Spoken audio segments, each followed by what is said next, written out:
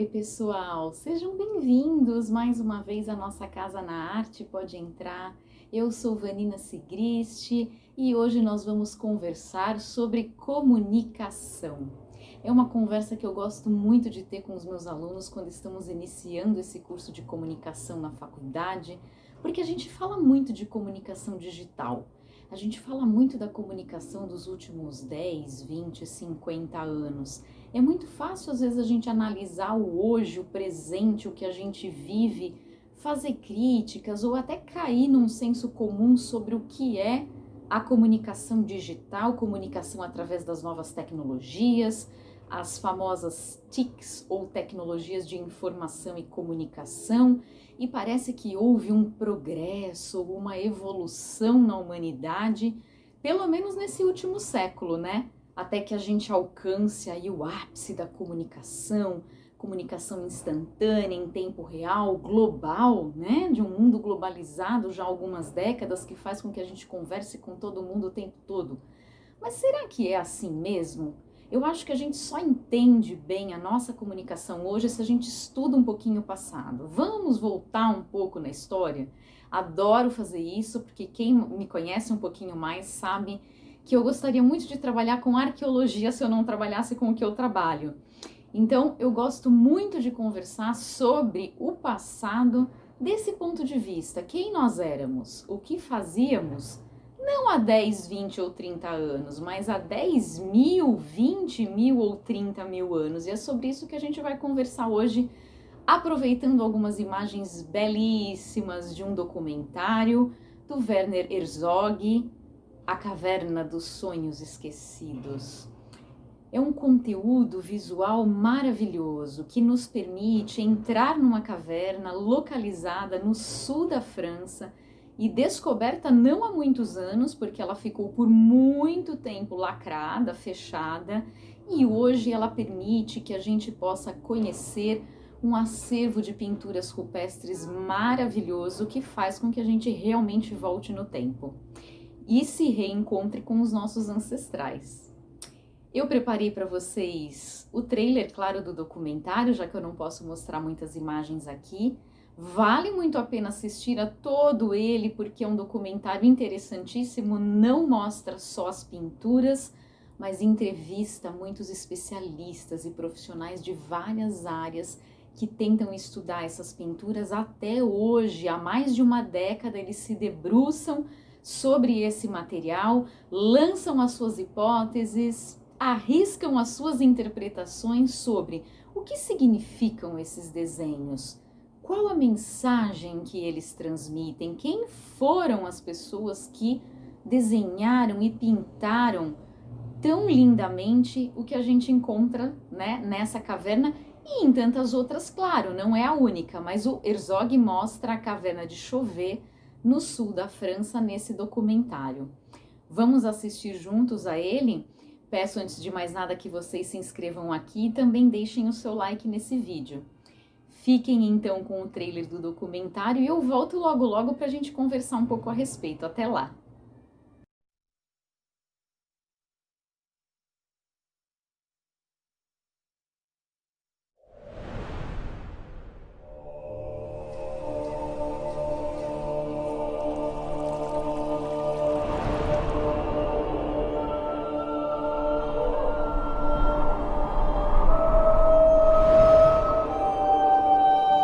This cave had been perfectly sealed for tens of thousands of years.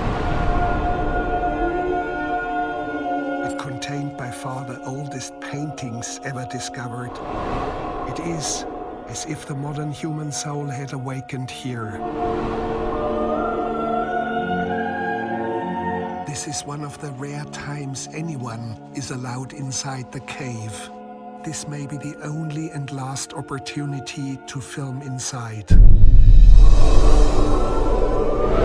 The first time I entered the cave, it was so powerful. Every night I was dreaming of lions.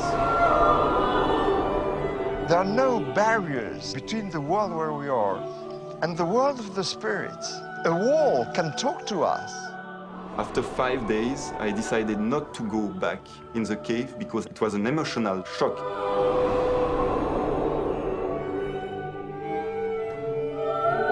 These images are memories of long-forgotten dreams. Will we ever be able to understand the vision of the artists across such an abyss of time?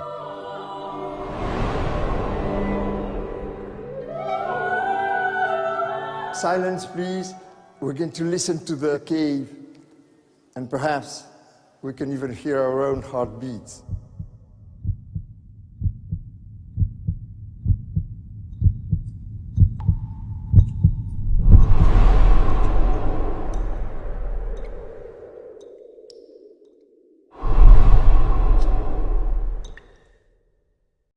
Creio eu, vocês tenham conseguido ver um pouquinho de como é essa caverna e que pinturas eles encontraram lá.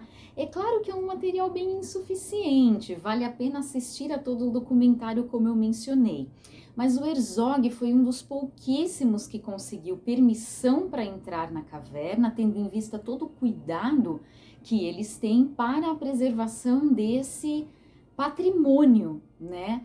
Então, o cuidado, ele mostra no documentário o cuidado com o solo onde eles pisavam para não danificar os fósseis, alguns crânios de ursos e outros animais que eles encontravam ali, as estalactites e estalagmites que criaram algumas calcificações que inclusive foram responsáveis por ajudar a preservar os desenhos por tantos milhares de anos.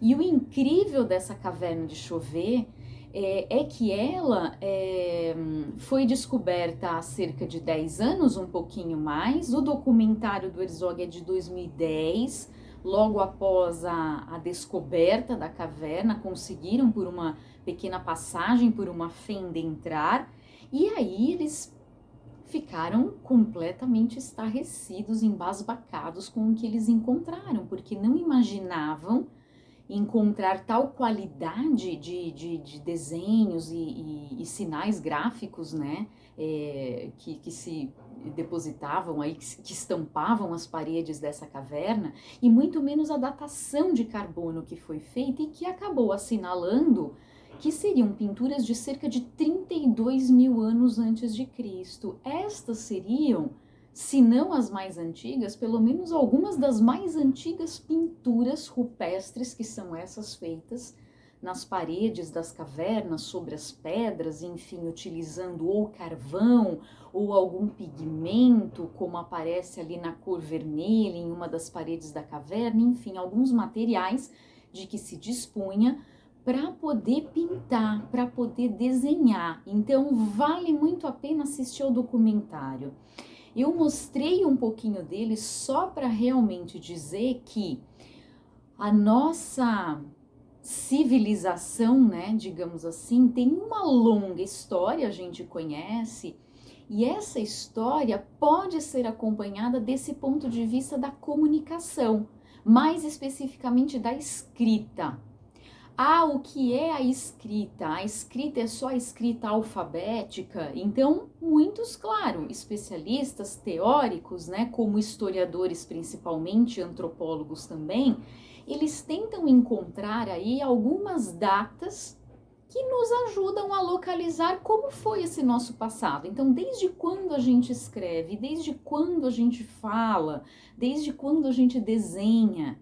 Por essas pinturas dessa caverna que o Herzog mostra, a gente começa a entender que, se a gente considerar a escrita de um ponto de vista mais amplo, todo e qualquer desenho, todo e qualquer sinal gráfico, todo e qualquer pictograma ou, né, um signo visual que aparece ali, que tenha um significado, que remeta a algum referente, a algum objeto, animal, algo externo, se isso pode ser considerado escrita, a gente escreve há muito tempo. Então a gente registra através de desenhos ou representações, mesmo que mais abstratas, ou até mais rudimentares, porque esses em particular dessa caverna são belíssimos e super sofisticados, né? Então eu sempre gosto de dizer, gente, eu jamais conseguiria desenhar hoje desta forma. E eles há mais de 30 mil anos desenharam cavalos, bisões, búfalos, ursos, enfim, de uma forma muito equilibrada, com sombreamento, com perspectiva. Tem algumas das imagens que aludem a um movimento, porque alguns animais são desenhados não com 4 patas, mas 8. Então, quem encontrou esses desenhos ali, ao vivo e a cores, presencialmente, começou inclusive a fazer referência ao cinema, como se fosse um proto-cinema, diz no documentário. Ou seja, vejam há quanto tempo nós temos um pouco essa dimensão do movimento, da perspectiva, de uma imagem em movimento, de fazer alusão a um animal que estivesse caminhando ou correndo. Não sei se durante uma caçada ou não, a gente nunca vai saber, são só algumas hipóteses, né? Mas é bem curioso de observar como esses desenhos ganham um movimento, um ritmo próprio. E a gente, vejam, conquistamos essa técnica e essa tecnologia há muito mais tempo do que a gente imagina. Hoje a gente tem efeitos digitais, claros, também muito sofisticados, que nos permitem desenhar, colorir, pintar dessa forma. Mas a gente já faz isso há bem mais tempo. E o mais eu acho curioso e interessante do documentário do Herzog, que até dá título, né, ao vídeo dele, A Caverna dos Sonhos Esquecidos, é que ele levanta muito essa questão. Quais seriam os sonhos desses homens e mulheres que desenharam nas paredes dessa caverna e que não foram um único grupo? Porque as datações de carbono permitem que a gente reconstitua essa linha do tempo. E o mais longe a que a gente chega é 30 mil anos, mais ou menos, mas tem também de 15, de 20, ou seja, em períodos bem longos, assim, intervalos de 5 mil anos entre um desenho e outro, a gente encontra desenhos que são mais antigos e os mais recentes, ou seja, outros grupos entraram na caverna depois do primeiro e também fizeram os seus desenhos sobre aqueles ou ao lado daqueles, sobrepuseram ali também as suas pinturas, né? Então não é um único grupo que passou, desenhou tudo aquilo e foi embora. Tem animais que estiveram ali, que arranharam, que bem ou mal acabaram também contribuindo com os desenhos, deixaram marcas de garras, de unhas nas paredes, enfim, mas é uma história muito legal de ser contada e recontada, porque permite que a gente entenda, claro, a nossa evolução, qual é a nossa história.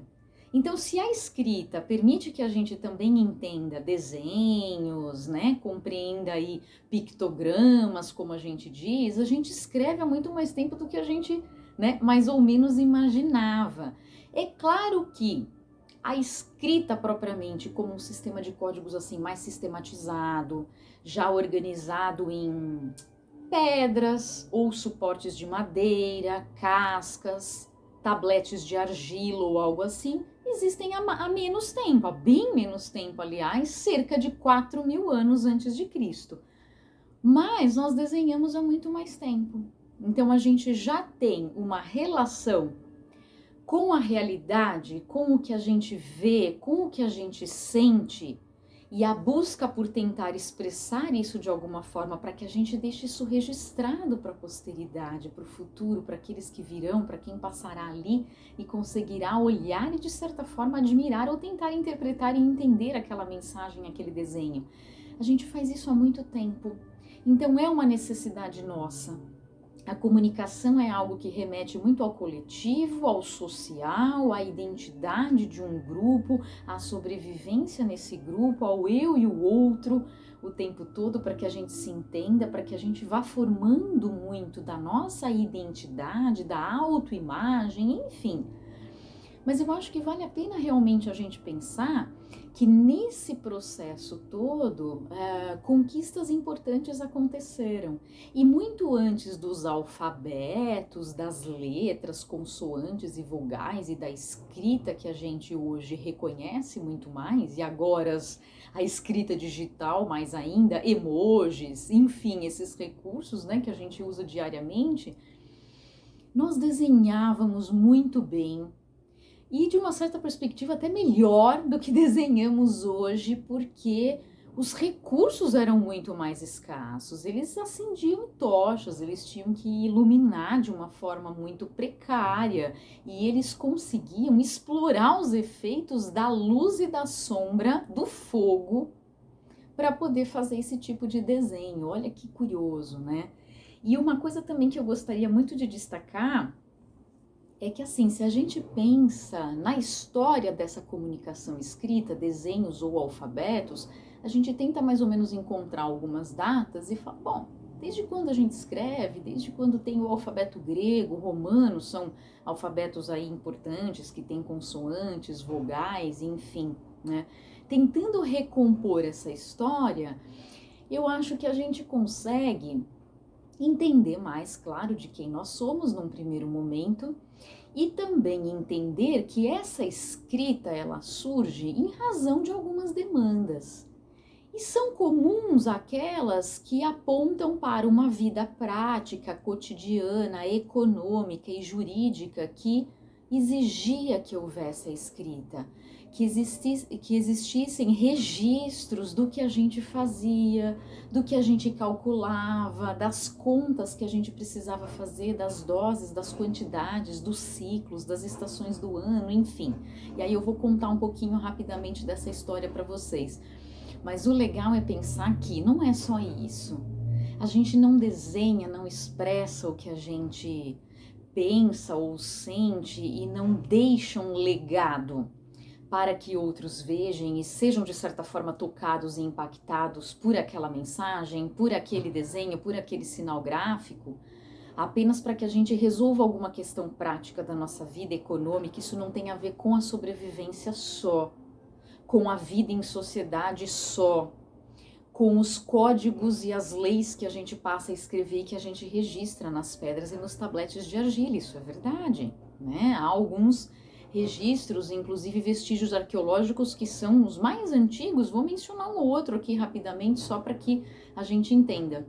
Mas a gente precisa levar em consideração que a gente também desenha, também escreve, também expressa o que a gente pensa ou sente para si mesmo e para o outro, ou os outros nossos descendentes, em razão da poesia, em razão da arte, em razão do simplesmente precisar dizer e precisar registrar algum impulso ou algo assim. Então isso não necessariamente tem que ser visto como uma finalidade, instrumentalizar demais, sabe? Nossa, ele desenhou um cavalo ou um urso porque necessariamente ele estava ensinando a alguém como era a anatomia desse animal, digamos assim, né? Ou como caçá-lo, ou sei lá, um cunho meio pedagógico.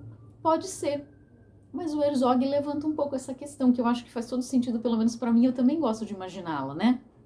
Que sonhos eles tinham? Eles tinham medos?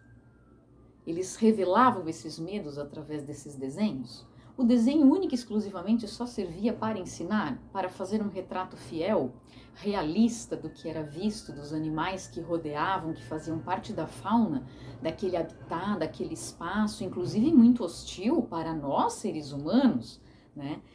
Muito hostil porque os predadores eram grandes ameaçadores e nós tínhamos que encontrar estratégias, nós que éramos num número muito menor, em grupos bem menores, para poder sobreviver a mamutes, a animais que eram assim, né, de muito mais pesados, muito mais, né, perigosos, violentos num certo sentido.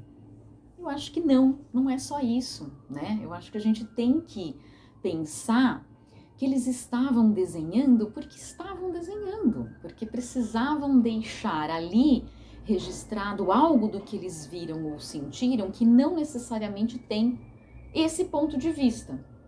Um propósito, digamos assim, só de ensinamento, só de registro fotográfico, mas que isso talvez tenha algo mais. Muito relacionado com os rituais que eles faziam, provavelmente, muito relacionado com a visão que eles tinham do mundo e da vida. Como eles entendiam a vida? Eles viam as coisas nascendo e morrendo. Pode ser que eles não tivessem as explicações todas científicas que a gente tem hoje, é claro que não.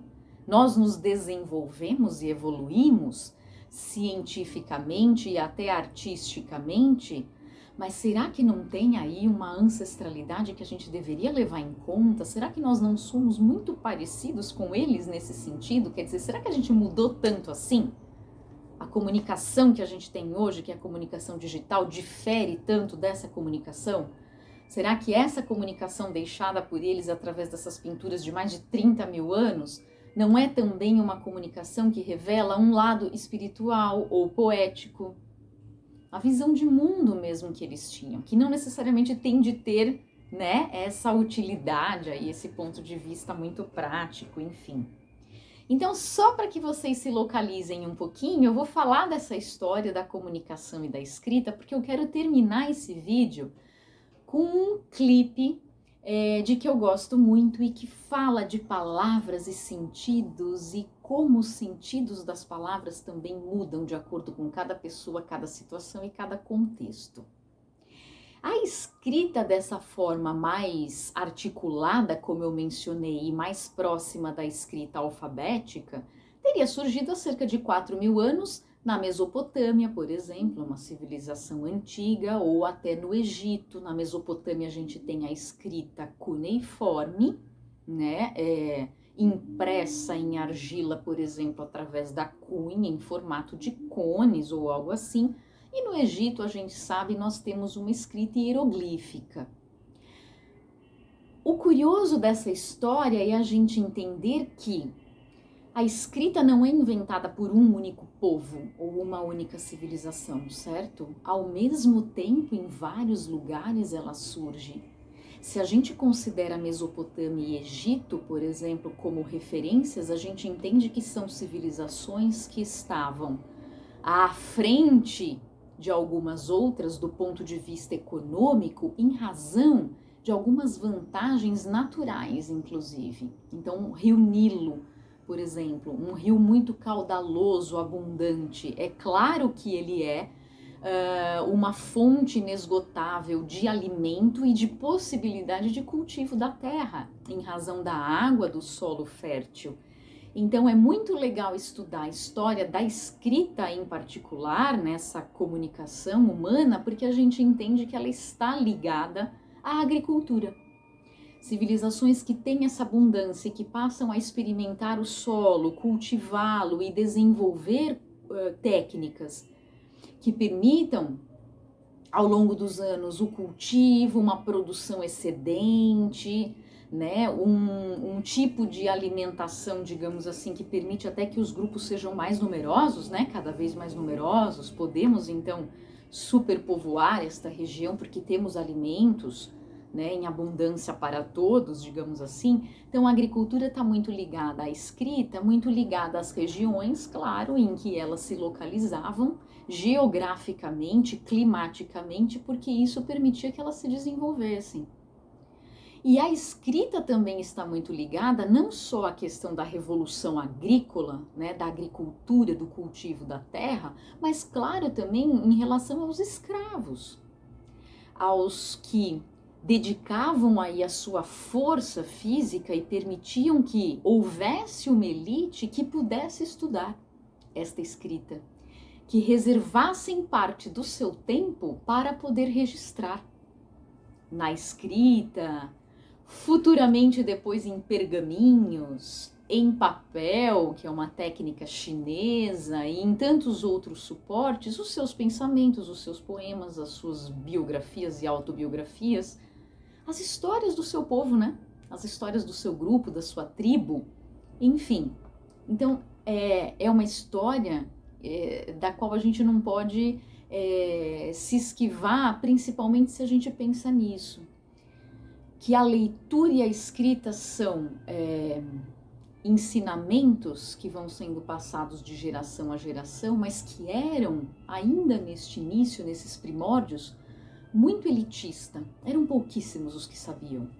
Aliás, os hieróglifos eram dificílimos de serem aprendidos, né? Levava 8, 9, 10 anos para que você mais ou menos dominasse esse tipo de escrita. Quando a gente tem a escrita alfabética já com fenícios, né, por volta do século XII a.C., apesar de um alfabeto ainda só com consoantes, e depois o alfabeto grego, já com vogais, mais ou menos nesse período, um tempo depois, aí a gente percebe que a escrita passa a ser um pouco mais fácil, né, de ser aprendida e ensinada do que esses outros sistemas que nós tínhamos anteriormente. Então, pouquíssimos escreviam, pouquíssimos ainda desenhavam. eram funções atribuídas a poucos, enquanto as massas, a grande parte ali, precisava trabalhar, precisava cuidar da sobrevivência dos demais. E muitas vezes nesse regime a gente sabe de escravidão. Tem um monólito muito bonito em pedra que está preservado, que foi encontrado, e foi-lhe atribuído o nome de Código de Hammurabi, né? Tem aí por volta de, sei lá, é uma datação, claro, nunca é muito precisa, vocês sabem, 1772 a.C., encontrado na Mesopotâmia, já citei essa civilização aqui, e que mostra o registro da história do rei, né? Hipoteticamente teria havido um rei nesta região que decidiu registrar as leis que iriam reger aquela sociedade, aquele grupo, enfim. Precisamos determinar exatamente como vai ser um pouco a nossa vida aqui, né? É um processo civilizatório, claro, esse, e havia referência a escravos nessas leis. Havia referência a roubo, o que era o roubo, qual seria a sentença, o que é permitido e o que não é permitido. Vejam a importância da escrita, e hoje a gente tem uma vida muito letrada e pautada pelos documentos que devem ser rubricados e assinados o tempo todo em razão disso. A gente tem uma vida hoje muito pautada pela escrita, a cultura escrita o tempo todo. Não é falei e te prometi alguma coisa, você vai confiar em mim. Não, confia em mim, na minha palavra, que é isso? Não, eu quero preto no branco no papel.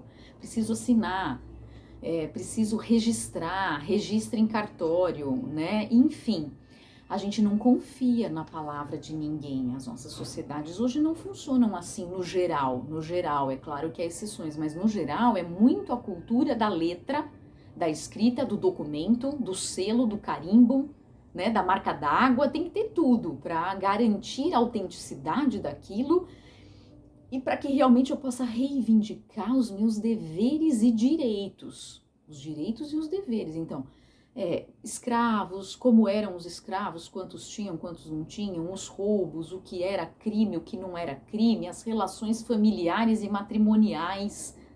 Foram, digamos assim, as primeiras leis, as primeiras regras de convívio social, tribal, que a gente foi desenvolvendo, e a escrita ajudava nisso. Desse ponto de vista jurídico, digamos assim, vamos regulamentar um pouco a nossa vida aqui.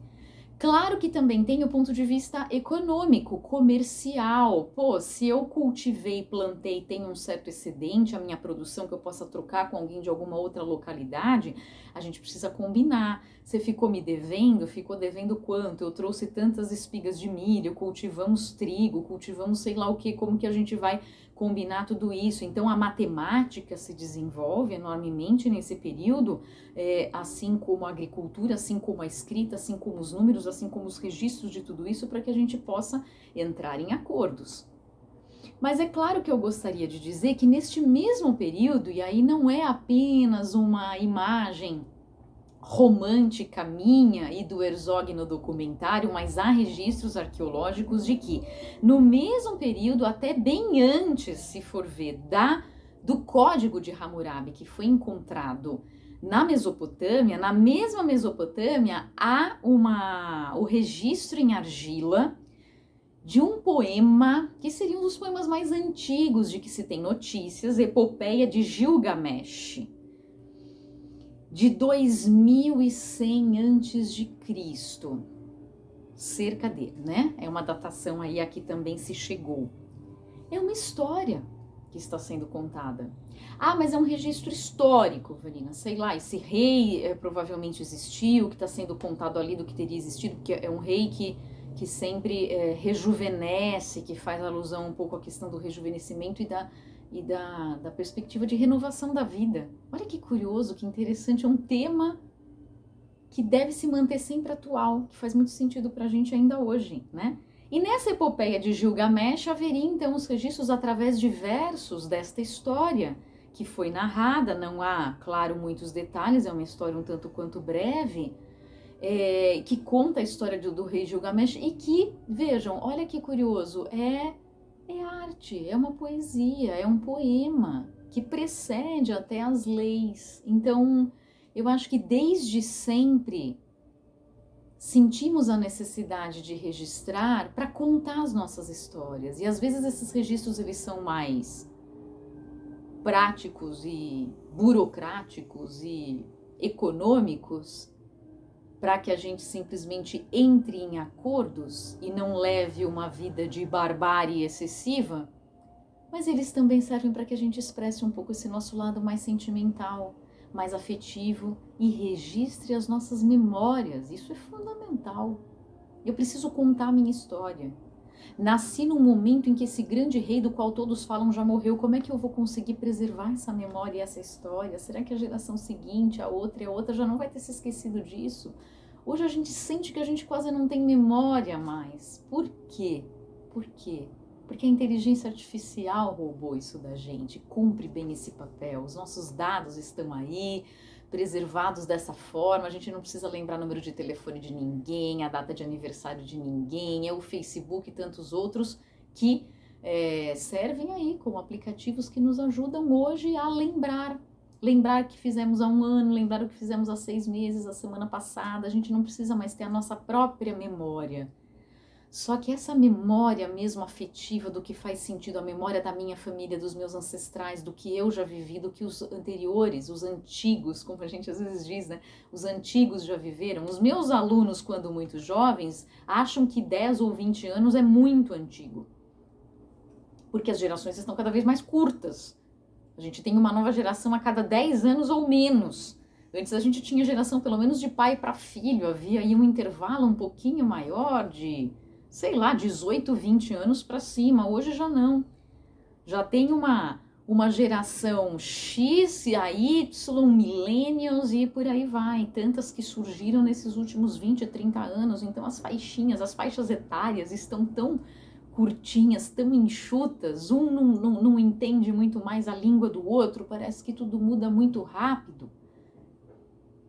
Mas não é nada antigo 10, 20 ou 30 anos, gente. A gente está falando de 30 mil anos aqui. A nossa história é muito longa, muito longa. A história do mundo é muito longa. E falando em história do mundo e história da humanidade, para encerrar, antes que a gente ouça essa música maravilhosa da Karina Burr, eu cito, indico a leitura de um livro, que pode ser encontrado, inclusive, aqui na internet em formato PDF, para quem não se importar de ler de modo digital, ou se quiserem, claro, comprem o livro impresso, do Yuval Harari, um historiador israelense, ainda jovem. Vocês devem conhecê-lo, já ouviram, creio eu, o nome dele, falar a respeito. Se não conhecem, há entrevistas, vídeos aqui no YouTube disponíveis sobre e com ele, vocês podem ouvi-lo falar um pouquinho. Já publicou vários livros que foram traduzidos para o português e que se consagraram, são sucesso aí de vendas. E o livro intitulado Sapiens, uma breve história da humanidade, do Harari, foi publicado um ano depois que saiu o documentário do Herzog, da Caverna dos Sonhos Esquecidos. O documentário de 2010, porque a caverna tinha sido descoberta um ano antes. Sapiens é de 2011. E coincidentemente, depois o clipe que a gente vai ouvir também é do mesmo ano, é uma produção do mesmo ano, tá?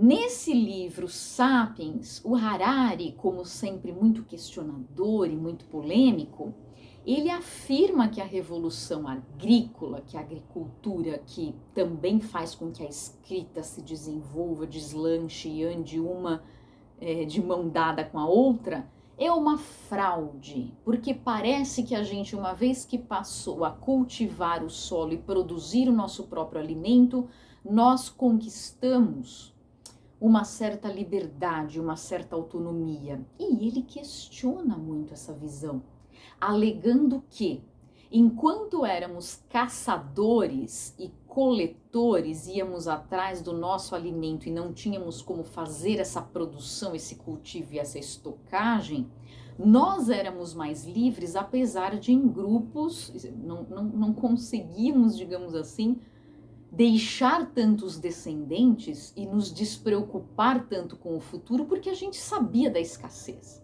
do alimento e da dificuldade da sobrevivência.